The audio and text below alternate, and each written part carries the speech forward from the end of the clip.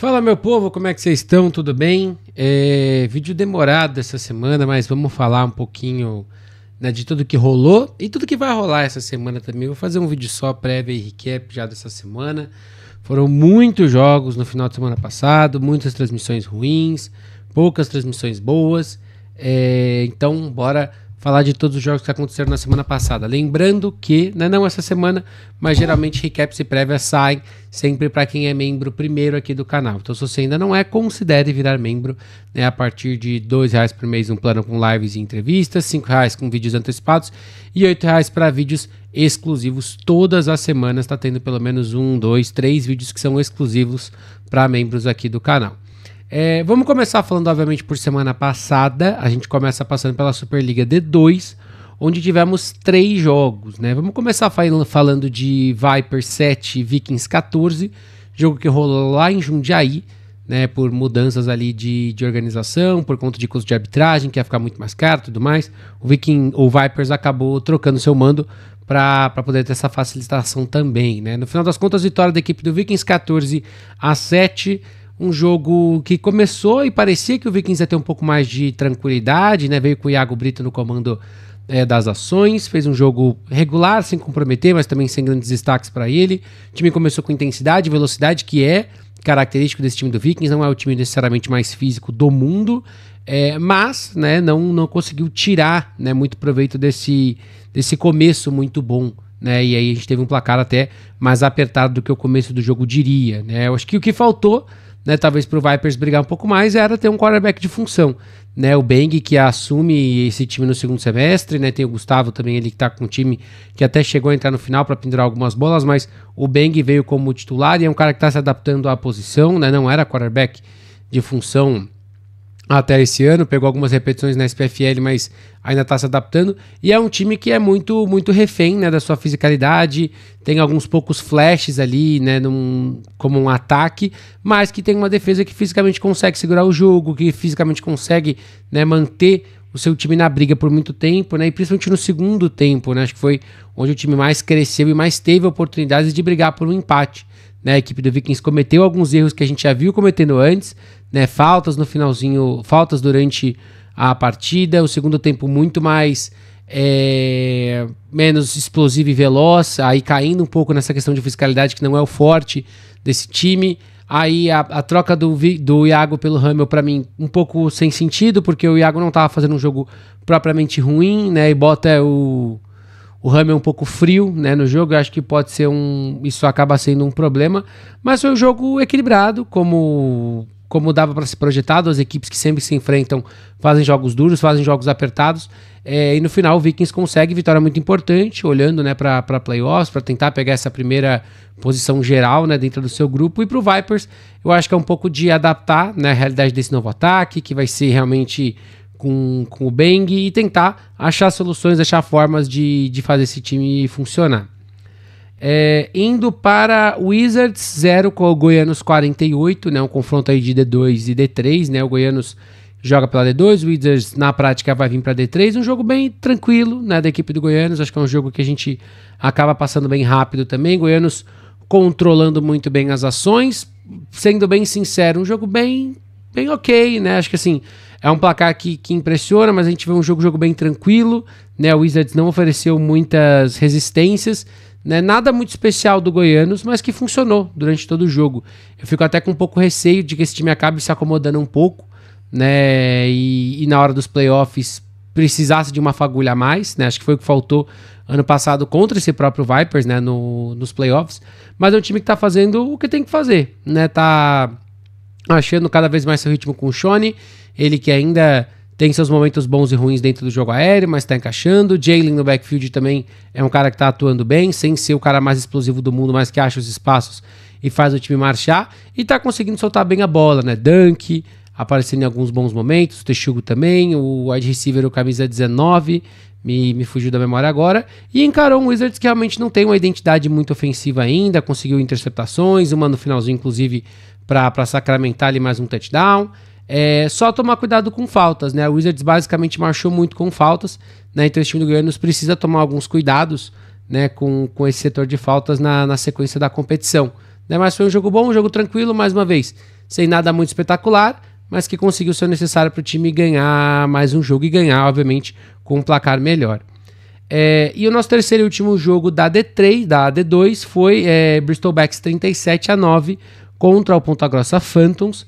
É um jogo muito dominante da equipe do Bristol, conseguiu se impor muito bem, né, em vários momentos do jogo. O Yuri como quarterback, acho que ele controlou bem o jogo, né, apesar de ter cometido alguns erros, ele distribuiu bem a bola, né, conseguiu fazer o que o time precisava para esse duelo. O El Garcia teve uma grande partida saindo do backfield, 14 carregadas, quase 200 jardas e 2 touchdowns. O time teve a estreia do Bruno também, né, que teve passagem rápida pelo Rex e vem para esse time do Bristol e soma bastante com esse jogo aéreo, que teve algumas perdas, e acho que é um cara que pode chegar e somar bem legal. A defesa com bons destaques, Célio teve 3 interceptações no jogo. E pro Phantoms eu acho que o time acaba esbarrando, né, na sua maior dificuldade, que é estabelecer um bom jogo aéreo. Eu acho que até o Pagano nem é tanta a questão da qualidade do passe, né, mas é realmente o time com seus recebedores, a qualidade que esse time trabalha no jogo aéreo, a média e longa profundidade, que eu acho que falta muito ainda nesse time, e quando o time precisa, né, desse jogo aéreo é onde ele geralmente vai, né, ter alguns problemas. Eu acho que é um time que ainda não tem essa identidade tão bem estabelecida, né? Teve a estreia do Malcolm, o Malcolm teve ali bons e maus momentos durante o jogo também. Como eu falei, não imaginava que seria um running back que iria chegar e explodir nesse backfield, né? E a verdade é que o time, quando não consegue se impor fisicamente, como não conseguiu, né, durante o jogo, acaba ficando refém, né, desse jogo aéreo que realmente não é muito forte, né? As equipes ainda vão se enfrentar mais uma vez em Londrina, né? Mas eu acho que é isso, né? O Yuri conseguiu fazer um bom papel, né? Apesar de fazer um tempo que ele não jogava. A gente não sabe qual que é a situação de quarterback do Bristol para o futuro, mas foi bom a gente ver esse jogo terrestre aparecendo, né? O El conseguindo ter boas janelas, a OL, né, nem sempre abrindo todos os caminhos, mas quando você tem um running back assim, você só precisa de vez em quando, né, deixar ele livre para que ele faça as jogadas acontecer. Mas uma boa vitória da equipe do Bristol Becks. Indo para a Superliga D1, né, começando pelo feminino, tivemos uma boa vitória do Pilots por 34-0 contra a equipe do Curitiba Fênix, né, o Pilots com um jogo muito bom pelo ar, né, 4 touchdowns passados pela Alicia. Algumas informações de que talvez tenha sido a primeira vez na história que uma quarterback passou para 4 TDs em um jogo. Não consegui confirmar essa informação, mas mesmo que já tenha acontecido antes, é um grande feito, independente de masculino ou feminino. Um grande jogo para a Alicia, 2 TDs para a Lara, 2 TDs para a Stephanie Salles. Boas jogadas, inclusive. Vai ter um vídeo aqui no Film Room falando sobre os 4 TDs passados da Alicia. A gente vai dar uma olhadinha em cada um desses 4. E o time teve até um volume não tão alto, né? Foram só 160 jardas ofensivas para o time, mas se beneficiou de boas posições de campo para conseguir pontuar, né? Contra um Fênix que mais um jogo não demonstrou muito ritmo ofensivo e que ainda cometeu muitas faltas, né? Foram mais de 90 jardas em faltas, então praticamente um campo inteiro em penalidades, e um time que errou em muitas coisas básicas de special team, né? Apesar de ter tido alguns bons retornos de kickoff, punch, foi um time que errou muito em tentar fazer fake, em bad snaps que deram a bola de graça, e um time que não parece mesmo que a gente viu no Paranaense, né? Apesar de que a gente sabe que tem a viagem e tudo mais, isso pesa, o elenco vai reduzido e tudo mais. Foi um time que realmente não tinha cara, né? Um time que estava realmente muito perdido, por assim dizer, e que agora vai ter que fazer continhas, né? Tem um jogo ainda contra a Lusa, né? Mas aí fica numa situação bem complicada, porque vai precisar... Primeiro precisa torcer para que a Lusa ganhe nesse próximo final de semana, depois vai ter que ganhar, né, da Lusa jogando em casa, torcer para o Pilots vencer o Silverhawks, ficar um empate triplo ali de 1-1, mas aí a gente tem que dar uma olhada nos critérios de desempate, mas agora o Fênix não depende só de si, né, para se classificar, então é uma situação já mais complicada para o time, mas um bom jogo do Pilots, tá? Um jogo bem disciplinado ofensivamente, defensivamente também gerando muita pressão, chegando sempre na quarterback muito rápido, não dando janelas para esse time do Fênix ter qualquer condição, né, de se armar e ter algum ritmo, né? Faltou ritmo o jogo inteiro e também tem muito mérito defensivo do Pilots para que isso acontecesse. Indo agora para Corinthians Steamrollers 6, Ocelots 43. Vitória tranquila do Ocelot, sem grandes surpresas aqui para mim. Um pouco do que a gente tinha visto na SPFL, né, quando esses times já se enfrentaram. A única diferença é que o quarterback do Ocelot nesse jogo foi o Crow, né? O JP e Deron seguem fora, ambos por lesão. Vamos ver se eles voltam, né, contra o Rhinos, algum dos dois, pelo menos. Mas, mesmo assim, considerando o adversário, não precisou reinventar muito a roda. O Kroll teve muita tranquilidade para jogar, pacotes ali diferentes onde ele corria com a bola, onde tinha muita read option, onde ele conseguiu estender jogadas e achar jogadores livres, porque encarou um time do Corinthians que na minha concepção é muito perdido dentro de campo defensivamente, deixa muitos espaços, teve várias chegadas, né, pelo que o Clauston falou na entrevista pós-jogo, mas é um time muito perdido, é um time que quando fica atrás do placar parece que desanima muito rápido do jogo, então isso acaba na minha visão também afetando muito, e ofensivamente aconteceu mais uma vez. O time começa muito bem, começa com um touchdown e depois não consegue mais operar. O Dantas não conseguiu, né, manter um bom ritmo durante o jogo. Depois teve a entrada do outro quarterback, me fugiu o nome dele agora, que acabou de chegar dos Estados Unidos do college, o Katayama, que também não fez muita coisa assim, muita coisa diferente. E o Corinthians é isso, né? Um time que ofensivamente tem flashes de uma ou outra boa jogada de alguns jogadores, mas defensivamente é um time muito, muito passivo, muito soft fisicamente, né? Teve até alguns bons momentos para no jogo terrestre, mas a defesa aérea peca muito, muito perdida, e é um time que parece muito desanimado, né, em campo, e eu acho que isso é muito ruim, né? Porque não é só talento, não é só você ser dominado, é você parecer desanimado, não parecer que você tá tentando fazer alguma coisa a mais. Eu não tô falando que não estão, mas é uma mensagem que às vezes fica, né? Tem um touchdown do Ocelotes que o time para, né? Quando tá meio que sente que não dá pra fazer nada, o time só desacelera todo mundo e vê o Ocelotes pontuar mais uma vez. E eu acho que isso é muito preocupante, porque, mais uma vez, não é sobre perder, é sobre como você perde, né? Eu acho que esse time do Corinthians tá numa fase onde vem perdendo jogos de maneira bem ruim, né? Eu acho que isso acaba pesando muito na minha concepção.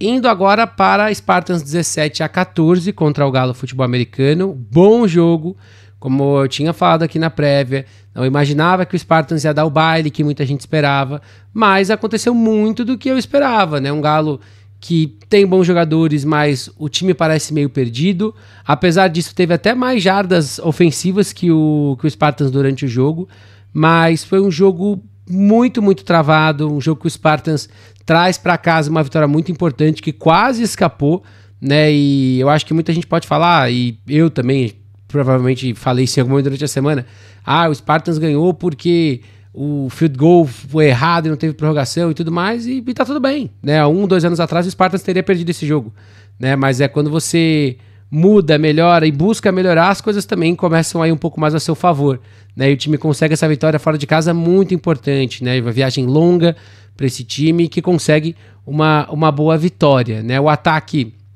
eu acho que tem um cara muito que a gente tem que falar, que é o Tomás, né? Foi um destaque individual muito grande desse jogo, um jogador muito rápido, muito veloz, que cria muito uma vez que a bola tá na mão dele.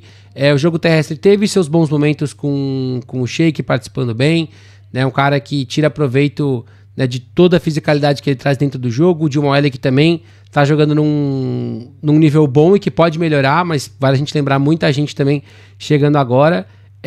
Mas é um ataque que em alguns momentos deu algumas engasgadas, né, no jogo aéreo, no próprio jogo terrestre teve bons e maus momentos, mas foi um ritmo bom, né, por assim dizer, né, num jogo bem travado, né, e por mais que tenha tido menos jardas, o Spartans parecia ter mais ritmo, né, que o Galo durante toda a partida.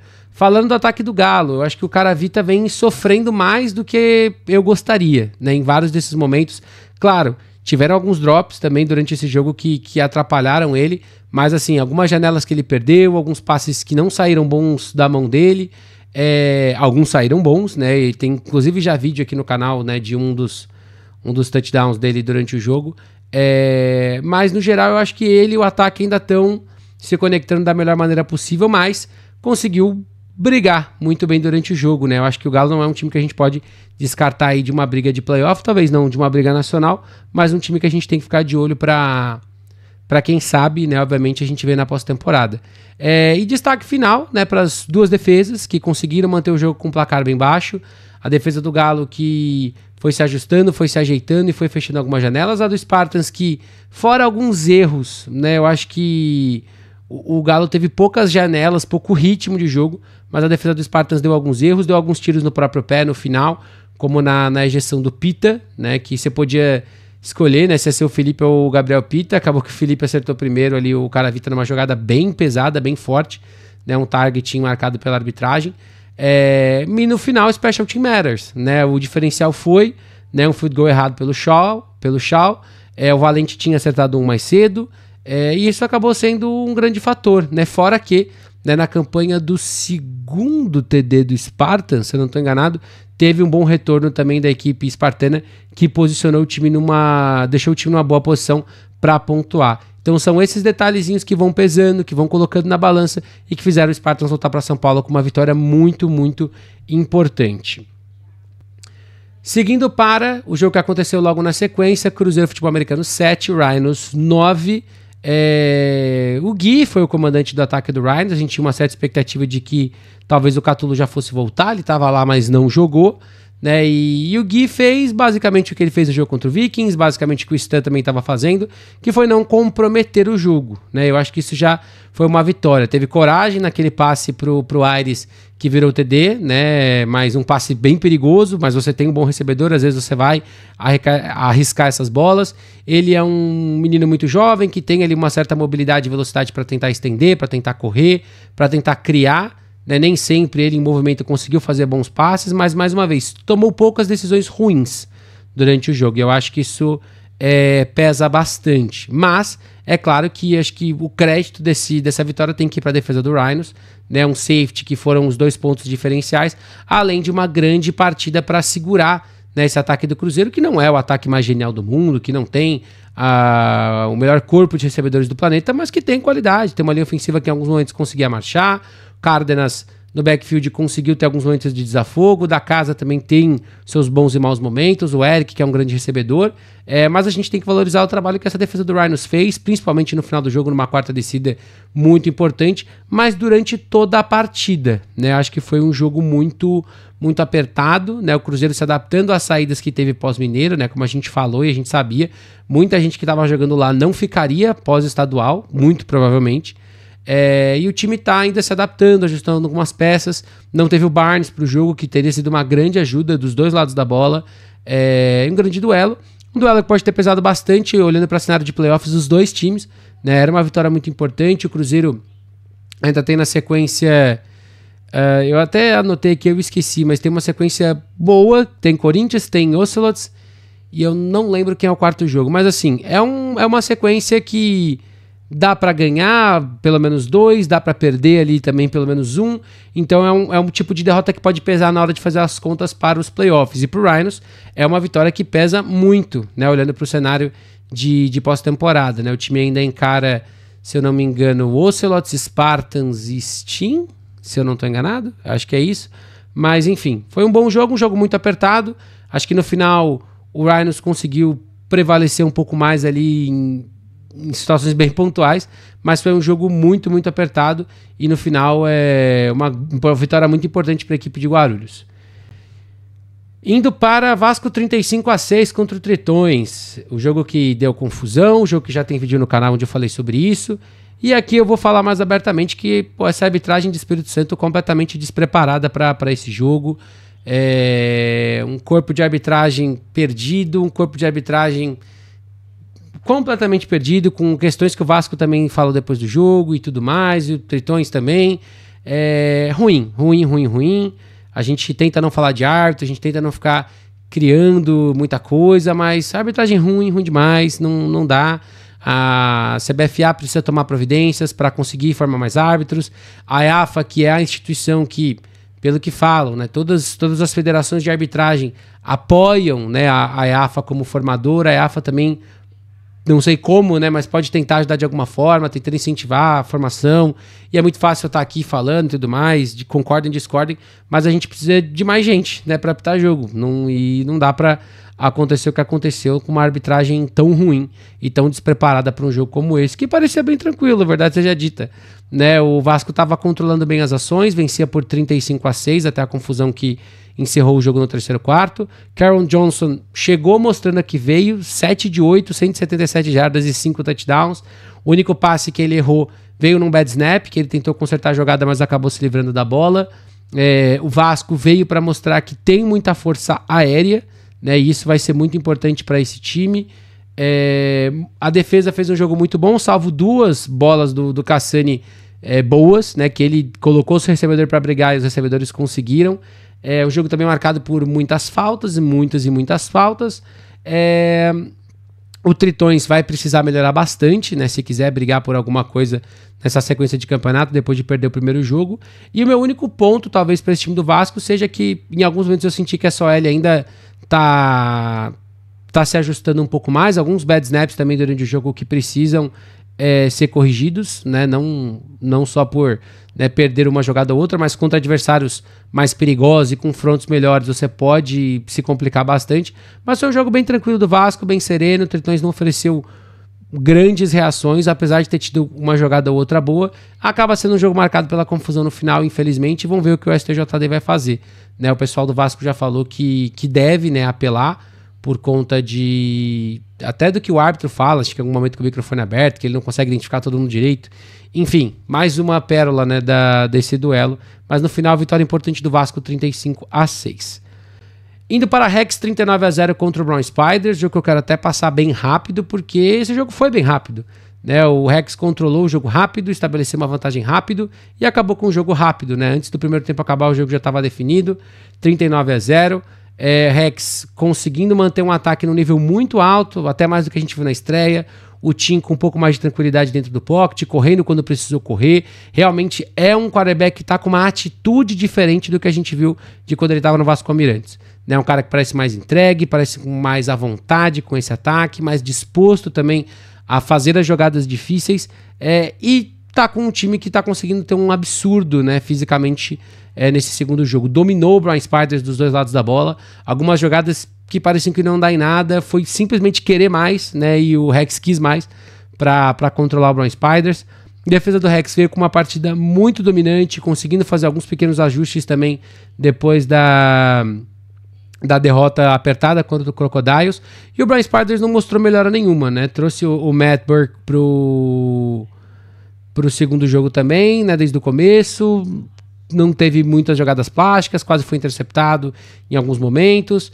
E não conseguiu impressionar, Eu falei que não parecia o tipo de jogo que o Brown Spiders conseguiria vencer, e realmente não era. Um time que foi completamente dominado fisicamente dos dois lados da bola, que até imagino que vai brigar por uma vaga de playoffs, mas se quiser alguma coisa a mais do que só ir para a pós-temporada, vai precisar se ajustar muito, muito, muito como time para conseguir brigar por alguma coisa. Indo agora para a Locomotiva, 33-13 contra o Flamengo, o jogo também lá em Minas Gerais. Locomotiva com uma boa vitória, um time que segue ganhando sua cara, mas ainda comete os seus errinhos dos dois lados da bola, completamente normal na minha concepção. Um time que está fez seu terceiro jogo do ano. Gucci e seus recebedores também ali, momentos bons e ruins. O Gucci algumas horas errava janelas, os recebedores em alguns momentos dropavam alguns passes, mas foi um jogo bem, bem sólido, por assim dizer. A OL também, eu acho que a gente vê alguns momentos de muita fisicalidade e intensidade, mas alguns momentos onde ainda tá batendo um pouco de cabeça, então vai conseguindo se adaptar bem e vai fazendo o necessário para que esse time consiga pontuar e se manter bem em todos os jogos. Do lado defensivo da bola, o Flamengo até começou bem, teve algumas boas jogadas ali, mas o time foi se ajeitando, e a partir do momento que você consegue tirar o jogo terrestre do Flamengo, consegue fechar bem as janelas, fica um pouco mais complicado, porque o Patrick trabalha muito no conceito do RPO, o Patrick é um cara que precisa muito desse play action para o jogo dele também funcionar, e encarou um time muito físico, que se ajusta muito rápido, ele mesmo falou numa análise rápida dele ali no pós-jogo. E a defesa do Jonas, acho que o Jonas, junto com o Xandão e a galera que tá na Locomotiva, mas o Jonas sempre fez isso no Rio Preto Wireless, um cara que se ajustou muito rápido, com o passar do jogo e conseguiu ir se adaptando, Isso acaba dificultando muito o jogo, O Patrick tomou uma interceptação até que não é necessariamente ruim, mas ele acaba forçando uma bola ali no 1 contra 1 e que acaba não dando certo. Mas foi, assim, o Flamengo fez um jogo até inteligente, Acho que o Flamengo não saiu da sua proposta de jogo, porque sabia que se saísse poderia tomar uma goleada ainda maior, Acho que a gente está falando de 20 pontos, 3 posses, está dentro do padrão para o que a gente esperava para esse duelo. A defesa do Flamengo que teve alguns momentos ali, né? Quando a OL do Lokomotiv errava, né? Eu tava no 1 contra 1, cometeu alguns erros, deu alguns espaços, e aí um time como o Lokomotiv, né, nesse ano, vai punir, né, nessas oportunidades. Então, eu acho que desse jogo é isso. Não trago tantos destaques individuais, porque eu acho que o time do Lokomotiv fez um bom jogo coletivo, né? Ryan talvez sendo o destaque do backfield, mas eu acho que foi um jogo muito bom coletivo, né, da equipe do Lokomotiv. E pro Flamengo eu acho que é aprendizado. Não é um time ruim, na minha concepção, também é um time pra gente ficar de olho pra playoffs, mas vai encarar bons desafios aí, né, se quiser essa vaga na pós-temporada. Então vai ser um duelo bem legal pra gente ficar de olho. Dando sequência, vamos para Croco 54-0 contra o Calvary, jogo que eu também quero passar bem rápido. Calvary fora poucos momentos bons de trincheira dos dois lados, é um time que não oferece nada de novo, que não tenta nada de diferente para trazer vitórias, e tirando alguns momentos de trincheira, o time foi isso, a secundária completamente perdida em vários momentos do jogo. O Croco com um jogo bem democrático também, acho que é o placar que a gente já está acostumado para esse duelo, e vem dado certo. Eu sinto só que eu gostaria que a esse ponto do campeonato, considerando que o Croco já jogou uma quantidade razoável de jogos, que essa OL fosse mais dominante do que ela tem sido. Né, contra o Rex eu até entendo, você tá encarando um front que tem muitos jogadores bons, jogadores de seleção brasileira, não vai dar pra dominar o jogo inteiro. Mas até contra o Calvary, né, eu acho que contra o Calvary você já deveria estar impondo um pouco mais. Né, você tem o Nick Rooney que em alguns momentos vai mascarar, né, alguns probleminhas dessa OL, né, e vai conseguir estender jogadas, e mesmo que não saia um passo completo, pelo menos ele não vai ser sacado. Mas eu acho que essa OL precisava dar um passo a mais, né? Até porque nesse Sul aí o Rex já mostrou que dá pra brigar, já mostrou que vem pra tentar ficar com essa vaga do Sul, que na minha opinião hoje ela tá aberta entre Croco e Rex só, até que algum outro time prove o contrário. Mas foi um bom jogo, defesa do Croco também com uma partida muito boa, teve um touchdown muito bom, né? Numa jogada que o Calvary fez até ser interceptado. E tirando um momentinho ou outro de corrida, também não tem muito a gente falar. Acho que é uma defesa que talvez tenha tomado uma pancada na cabeça muito forte, né, contra o Timberrex. Fazia muito tempo que o Croco não levava tanto ponto, mas que conseguiu se recuperar bem depois desse duelo. Indo para Dragons e Rio Preto Vailers, 20-13 para a equipe do Rio Preto Vailers. Jogo democrático, né, de duas equipes muito pragmáticas. São duas equipes que têm uma identidade, que têm uma cara e que não fogem dela, né? Independente do jogo, independente do que está acontecendo. Isso tem seus bons e maus momentos, né? Para um jogo desse tipo, né? Porque são duas equipes que estão mostrando muito parelho no nível físico, né? Que estão entregando. Acho que os dois ataques não tiveram partidas espetaculares, mas é inegável para mim que o Dragon deixou escapar uma ótima oportunidade, né? Porque o Dragon chegou até a vitória na mão, né, e aí acaba forçando um passe numa situação ruim, né, onde uma primeira descida para 10, jogo já perto do final, você acaba forçando um passe no momento que não precisava, né, e toma uma interceptação, que é a campanha que vira o TD do empate, depois no kickoff você perde a posse da bola, cede a virada e não tem mais tempo para tentar buscar, né, e assim, para um time que tem essa identidade tão pragmática, você de repente arriscar uma bola como arriscou no final do jogo, acaba até sendo estranho, né? Ainda mais quando você estava vencendo, você já estava no campo de ataque, poderia controlar muito bem o relógio, mas são decisões, né? Você ganha e você perde por momentos como esse, e no caso do Dragons foi uma decisão que acabou sendo crucial, né, para a derrota, mas não é só isso, né? Como eu disse, foi um jogo muito equilibrado, né? O Dragons teve seus bons momentos correndo com a bola, passando também lá e cá, por isso que eu falei, é um jogo muito parecido na minha concepção, né? O Vailers que segue muito da identidade do que a gente viu nos últimos anos, time que tenta correr em espaço, tem o Ferrari jogando muito bem, eu acho que vale a gente destacar o Ferrari desde que ele chegou no Rio Preto Vailers, ele vem conseguindo, na minha opinião, até fazer mais do que ele fazia na época de Corinthians Steamrollers, quando a OL do Steam decaía, ele decaía muito com o jogo. Acho que no Vailers, óbvio, ele é o tipo de running back que não vai criar sempre se a OL jogar mal, mas ele tem se mostrado um bom cara sobrevivendo a contato, um bom cara que consegue produzir uma vez que a defesa chega perto dele, e teve também a volta do Vini, né, o Vini Guerra que teve o TD da virada, e é um bom duo ali no backfield, com uma OL que talvez não seja, né, a mais talentosa do que era até o ano passado, mas que ainda tem muita qualidade, tem um Verlang que não comete muitos erros, e eu acho que isso acaba sendo muito importante, apesar de que nesse jogo ele colocou algumas bolas ali em perigo, né, mas não foi punido por isso. E é isso, né, o Rio Preto Warriors agora tá 1-0, o Dragons tá 0-1, a sequência para as duas equipes é bem desafiadora, e vamos ficar de olho, né, mas o Warriors é mais um daqueles times que talvez muita gente tivesse desacreditando, né, mas que briga forte por uma vaga nos playoffs. Não vejo como um time que briga para ser campeão, mas que briga por uma vaguinha na pós-temporada. Indo para o Nordeste, temos 3 jogos do Nordeste para a gente falar. Vamos começar falando de Cavalaria 2 de julho, 28-12 contra o Caruaru Wolves. Pô, que joguinho esquisito, né? A Cavalaria veio com um jogo muito estranho, né? Não sei se estava querendo esconder o jogo ou não, mas Quentin Williams terminou o primeiro tempo com menos de 10 jardas aéreas, né? E eu acho que isso chama atenção, óbvio. Eu acho que a gente sempre viu o Quentin como um cara muito mais atlético, corredor, do que necessariamente um passador exímio, né? Mas quando você tem um bom corpo de recebedores ali, eu acho que você talvez esperasse um pouco mais, né, desse time. Mas foi um jogo bem esquisitinho, no sentido de que eu acho que a Cavalaria talvez tenha real escondido um pouco do que tem para mostrar, né? O próximo jogo é o Mariners, né? Então talvez tenha tentado esconder um pouco mais. O que não escondeu e que mostrou bem foi uma OL um pouco melhor. Claro, quando você tem um quarterback como o Quentin, você consegue trabalhar melhor corridas com ele. Ele teve 2 TDs terrestres, o Jean Almeida também teve 2. Apareceu muito bem no backfield o running back, que estava com a 21 ou 28, né? Mas foi um bom jogo dessa OL, né? Que por muito tempo eu critico como um time que não consegue correr com a bola de forma muito... Como é que eu posso dizer, né? Não corre com muita qualidade, né? Ou com muita consistência, mas conseguiu trazer isso bem pro primeiro jogo. Para a equipe do Caruaru Wolves, ainda acho que é um time muito refém do que tem na mão pro JT, para o bem ou para o mal.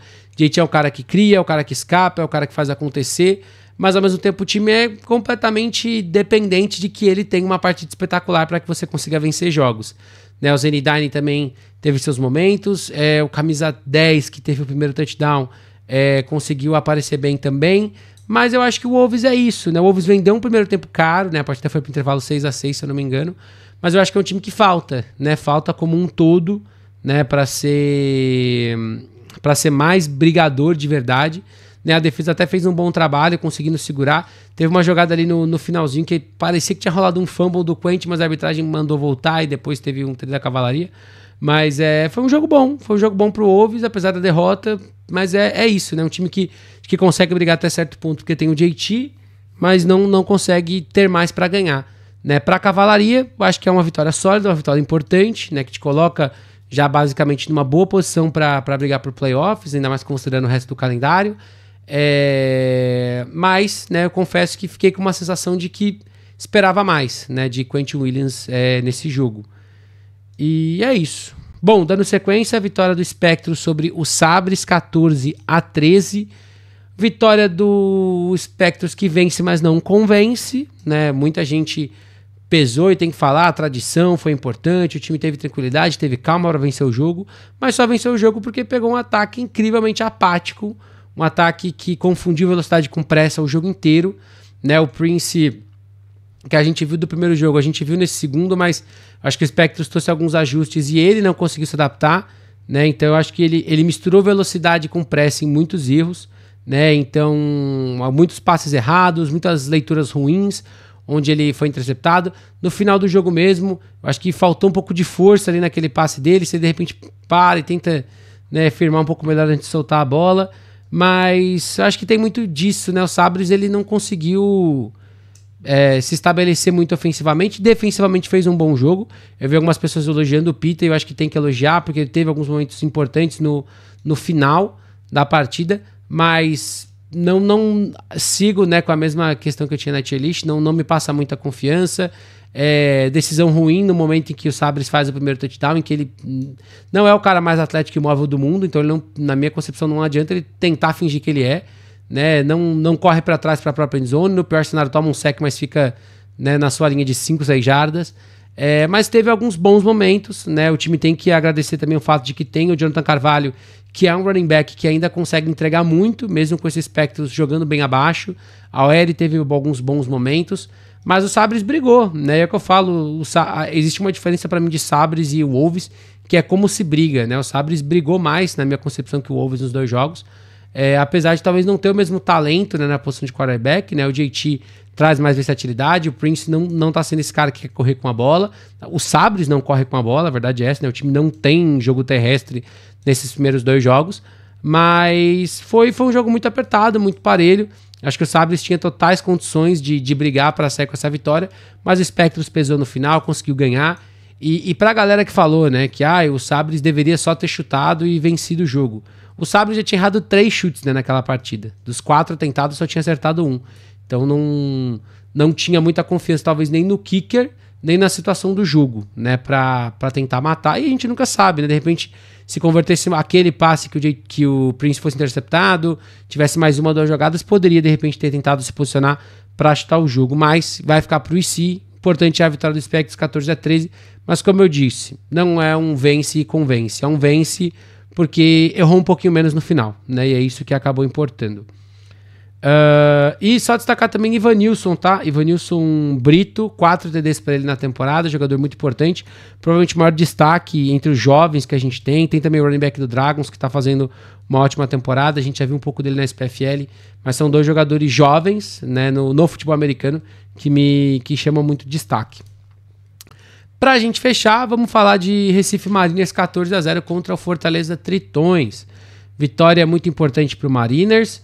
O Tritões que não perdia de 0 desde 28 de julho de 2019, quando perdeu para o Carrancas por 29-0. Né? E no duelo dos running backs, né, na minha concepção, os 2 running backs do banco, né, chamaram mais atenção. Né? Por mais que você tenha Lucas Adolfo e Maranhão até que, na minha opinião, teve mais momentos que o Adolfo durante o jogo. Mas, para mim, acho que o destaque vai para Matheus e Vini, né, os 2 running backs ali que são as 2 segundas opções do time, tiveram boas partidas. Mas foi um jogo muito controlado pelas defesas, né? As condições do campo também não ajudaram. A partir do momento que começa aquela chuva mais forte, fica muito difícil praticar o jogo. E também vale a gente considerar, né? São 2 times que fazem tanta coisa diferente, tanto correndo quanto passando, que quando se fica refém do campo assim, acaba se limitando muito o seu jogo, né? E isso atrapalha bastante, né? Vale um destaque, obviamente, pro Mariners, que conseguiu ali ter criatividade para sair com 2 touchdowns. Primeiro, né, numa boa campanha com uma corrida do Vini, né, que depois termina num touchdown, acho que do Lucas Adolfo, se eu não estou enganado. E o segundo TD era uma jogada muito bem trabalhada, que vai vir aqui para o Fórmula 1 também, que é um TD com, não sei se é com o Danilo, mas que foi uma grande jogada, né, uma jogada muito bem chamada. Vale destacar também a OL do Mariners, que cedeu um sec no começo do jogo, mas depois se ajustou bem. Fadini conseguiu fazer uma boa partida. E pro Tritões, cara, ofensivamente não foi um jogo necessariamente ruim. Braxton teve algumas boas janelas, o jogo terrestre teve alguns bons momentos, mas cometeu erros em situações que não dava, né? Num jogo como esse não dá pra cometer fumble dentro da goal line, em jogo como esse não dá pra secundária cometer alguns errinhos de leitura que vão custar touchdown, mas foi um jogo extremamente equilibrado, extremamente bom, e cada jogo é um jogo nesse clássico. Cada jogo é um jogo nesse clássico. Acho que o Mariners vem fazendo um trabalho sólido, né? Apesar de ser um time que perdeu muita peça, que talvez não esteja jogando da mesma forma explosiva que jogou ano passado, mas um 14-0 para mim tem muito impacto, né? Considerando tudo, zerar um time que tem jogadores da qualidade que o Fortaleza Tritões tem é muito difícil. Não digo de ganhar, mas eu digo de zerar, né? E pro próprio Tritões eu acho que é um jogo que não é terra arrasada para ninguém. Perder de 14-0 pro Mariners não é um fim de mundo. Acho que mostra um jogo bem equilibrado como foi, né? E essa é a realidade para esse duelo. Vamos para a prévia, então? Vamos aproveitar esse vídeo aqui, quero fazer tudo num só também, para soltar ele o mais rápido possível. Esse fim de semana temos menos jogos, Feliz Dia dos Pais para quem for papai e vai ficar em casa. Teremos 4 duelos nesse final de semana, começando pela Superliga D3. Teremos Olímpias e Arapongas, jogo que será no Ciro Nadi, em Cascavel, mando do Olímpias. As 2 equipes vão se enfrentar 2 vezes, né, ida e volta, para definir quem se classifica aí nesse mini grupo da D3. E expectativa é uma vitória do Arapongas, né? Eu acho que o Arapongas terminou, apesar da derrota no Pinhão Bowl, terminou deixando uma boa impressão, né, no Paranaense. Tem a chegada do João Guder, né, para esse time, para ser o quarterback, né, o Gaspar, né, para alguns. Tava do Bristol Becks no começo da temporada. Acho que é um bom nome, acho que é uma boa aposta para ele, de repente dar esse passo de ir para uma D3, para um time que está também no momento de se estruturar, de se conhecer mais como ataque. Ele é um cara bem diferente e que pode, né, ser uma boa aposta, né? Eu gosto bastante dessa aposta, tanto para ele quanto para a equipe do Arapongas.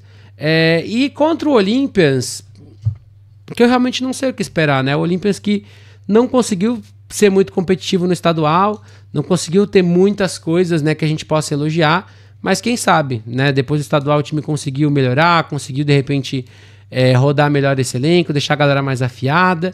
Espero que a gente consiga ver um jogo mais equilibrado, né? Quem sabe um Olympians que consiga fazer um bom jogo, né? Mas para mim favoritismo muito claro para o Arapongas, jogo que acontece no domingo, 10 horas da manhã. Indo para a Superliga Feminina, teremos um jogo esse fim de semana, que será Lusa e Silverhawks, jogo aqui em São Paulo, no Centro de Treinamento Touchdown, domingo 10 horas da manhã. Jogo que eu tô bem curioso, porque eu imagino um duelo bem apertado. Eu acho que o Silverhawks vem muito embalado, o time ainda não perdeu em 2025, acho que já jogou 4 jogos, né? Ok que foram 4 contra o mesmo time, mas existe uma diferença, né? Quando você joga 4 contra 1, né? Que foi o caso da Lusa. A Lusa jogou só um jogo já válido pela Superliga, o Silverhawks já tinha jogado 3, né? 3 ou 4, não lembro agora, enfim, já tinha rodado mais, né? E venceu todos, então tem mais ritmo, já se testou mais, sabe o que funciona e o que não funciona. E a Lusa precisa, né, obviamente, reduzir erros do primeiro jogo, né? Entender algumas adaptações que precisa fazer nesse elenco, de como passa a bola, de como pode tentar correr com a bola, de como pode trazer coisas diferentes, e de repente diminuir um pouquinho do volume aéreo em prol de repente mais velocidade para atacar pelas laterais, né? Porque eu acho que a gente tem visto muito dos times femininos valorizando muito esse volume aéreo. E eu não sei até onde vale se apostar tanto nesse jogo aéreo. Eu acho que os times poderiam tentar utilizar suas jogadoras mais rápidas em motion, saindo do backfield, trabalhando coisas diferentes. Não necessariamente correndo pelo meio, mas tentando fazer coisas diferentes, né? Porque eu acho que o jogo aéreo é importante, ele vai funcionar, são dois times que têm boas quarterbacks, mas ao mesmo tempo eu sinto um pouco de falta do jogo terrestre. Eu acho que são times que poderiam tentar apostar mais nisso, né? A gente tem visto a prova de que dá para se apostar em bons jogos terrestres e conseguir bons resultados em cima disso. Pelo momento, eu talvez iria com o Silverhawks, né? Acho que, mais uma vez, ainda não perdeu esse ano, vem embalada da primeira vitória, uma Lusa que vai estar jogando em casa, e isso pode pesar um pouquinho, mas é um jogo muito, muito parelho, muito equilibrado, pode ir para qualquer um dos lados. Pelo momento, eu iria com Silverhawks, mas expectativa de um jogo muito bom. Indo para a Superliga D1, temos 2 jogos, um pela Conferência Centro-Oeste e um pela Conferência Sul. Começando pelo Centro-Oeste, jogo de amanhã entre Cuiabá Arsenal e Hawks, né? Jogo no Mini Estádio do Bom Sucesso, em Várzea Grande, no Mato Grosso. Torcendo muito para que o Arsenal consiga fazer o mínimo, né, no aspecto de filmagem e ou transmissão desse duelo, e que também consiga trazer um melhor jogo dentro de campo, por que não, né? Um ataque um pouco melhor, uma defesa mais ajustada, mas que talvez não tenha, né, o Dre mais como head coach, né? O time, falei com algumas pessoas do Arsenal, ainda não está confirmado, parece que ele estava com algumas questões nos Estados Unidos para serem resolvidas, né, mas que não está confirmado se ele está ou não. A gente vai ter essa confirmação só amanhã, mas como eu estou gravando hoje, né, podemos ou não ter ele ainda na frente do comando desse time do Arsenal. A estreia do Hawks, né, a expectativa muito grande, né, foi o campeão do Centro-Oeste na última BFA, o time que chegou na semifinal nacional. Tem a estreia de Ashley Brooks e Trey Fletcher, 2 bons jogadores. E é um time que vem aí com a filosofia da mesma coaching staff do ano passado, algumas chegadas, o Valdir também chega para ser recebedor nesse time, acho que vai ajudar bastante. Encara um Arsenal que perdeu, né, para o Tubarão Encerrado, então vamos ver como é que vem o emocional também para esse jogo. Promessa de um bom jogo, mais uma vez eu acho que o Arsenal perdendo ou ganhando sempre vai entregar jogos bem apertados, mas eu tô bem curioso mesmo para ver esse Hawks com o Ashley Brooks no comando do ataque. Ele que chegou acho que há umas 3-4 semanas ao time, então teve ali um certo tempo para trabalhar com todo mundo, mas na hora que o bicho pega é quando o bicho pega mesmo, né? Então vamos ver como é que vai ser esse ritmo de jogo. E mesmo fora de casa, né, minha aposta é o Rondonópolis Hawks, né? Eu acho que é um time que vem aí mais embalado, né, para essa conferência e promete um grande jogo, né? Seria a minha aposta, mais expectativa de um duelo legal. Essa é a minha expectativa. Para fechar, temos Bravos e Juventude, né? Jogo que foi adiado, né, por conta das chuvas. está programado para acontecer no Campo do Canadá, em Viamão. Né? Vamos ver se as chuvas não atrapalham mais uma vez. Né? A galera do Sul tem relatado muito, né, essa questão de chuvas para jogos adiados e tudo mais. Inclusive um jogo da semana passada que a gente tinha falado, né, que era Coroados... não lembro quem. Coroados e alguém, e foi adiado. Mas assim, a expectativa desse jogo é uma vitória do Bravos. Eu acho que o Juventude, óbvio, vai ter a estreia de Ray Bladder e Zilbor, que podem ajudar bastante, inclusive dos dois lados da bola. Acho que o Zilbor pode ser um cara que de repente apareça ali como uma opção no próprio backfield, né? Pra ser um cara grande, um cara rápido, um cara forte. Pode ajudar bastante. Vai encarar um Bravos que fez um bom primeiro tempo contra o Stepos ofensivamente e defensivamente um bom segundo tempo contra o Stepos, né? Acho que a defesa jogou bem, né, durante boa parte do jogo, mas foi o que ajudou a garantir a vitória também, né? Gostaria de ver um Bravos mais consistente nos 4 quartos do jogo. Acho que é um time que tem peças para isso, né? Tem um bom quarterback, tem bons recebedores, tem um jogo terrestre que está fazendo o necessário para que você consiga se manter um time honesto, né, na corrida e no passe. Mas, em caso de chuva, ou se o campo estiver mais pesado, é onde a Juventude pode tentar tirar algum proveito, pode forçar um jogo mais físico, um jogo mais de trincheira. Foi assim que quase venceu o Santa Maria Soldiers. E eu acho que esse é o caminho, né? Se quiser vencer o Bravos, né? Vale a gente lembrar, o Juventude está numa questão de não ter um quarterback de função. Então, um time que depende muito mais do jogo terrestre, depende que essa defesa consiga fazer um grande jogo. E diferente de Santa Maria, vai encarar um ataque que tem mais potencial, tem um quarterback melhor e que está mais encaixadinho, né, para essa competição. Então a expectativa é uma vitória do Bravos, mas quem sabe condições climáticas podem pesar e bastante para esse duelo. Mas é isso, meu povo, vamos ficando por aqui, o vídeo da semana já está entregue, recap e prévia dessa semana para vocês. Tamo junto e um grande abraço.